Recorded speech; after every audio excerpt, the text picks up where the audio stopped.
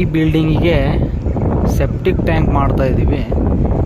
Septic tank size ಬಂದುಬಿಟ್ಟು 4.8 by 2.4 ಔಟ್ರು to ಔಟ್ರು ಇರುತ್ತೆ. ಮೊದಲು ಸೆಪ್ಟಿಕ್ ಟ್ಯಾಂಕ್ ಸೈಜ್ ಬಂದುಬಿಟ್ಟು 4.8 by 2.4, ಡೆಪ್ತ್ ಬಂದುಬಿಟ್ಟು 1.7. ಒಂದು ಕಡೆ ಸ್ಲೋಪ್ ಬರುತ್ತೆ.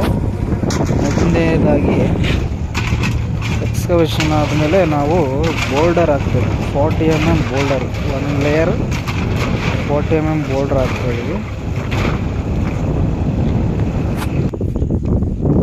40 mm ಬೋಲ್ಡರ್ ಹಾಕ್ಬಿಟ್ಟು ಅದನ್ನ ಕಾಂಪ್ಯಾಕ್ಟ್ ಮಾಡಿಬಿಟ್ಟು ಆಮೇಲೆ PCC ಹಾಕಬೇಕು.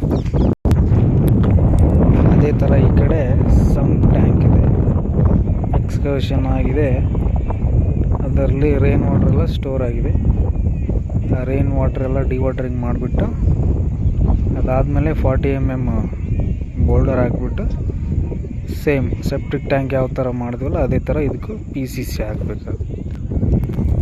ಸಮ್ ಟ್ಯಾಂಕ್ ಸೈಜ್ ಬಂದುಬಿಟ್ಟು 5.6 by 3.6, 1.9 ಮೀಟರ್ ಡೆಪ್ತ್ ಬರುತ್ತೆ. ಈ ಸೈಜ್ ಬಂದುಬಿಟ್ಟು ಔಟ್ರು ಟು ಔಟ್ರು ಇರುತ್ತೆ. 150 mm RCC wall thickness. Next ವಿಡಿಯೋದಲ್ಲಿ PCC ಯಾವ ಥರ ಹಾಕ್ತಾರೆ ಇದನ್ನ ಅನ್ನೋದನ್ನು ನೋಡೋಣ.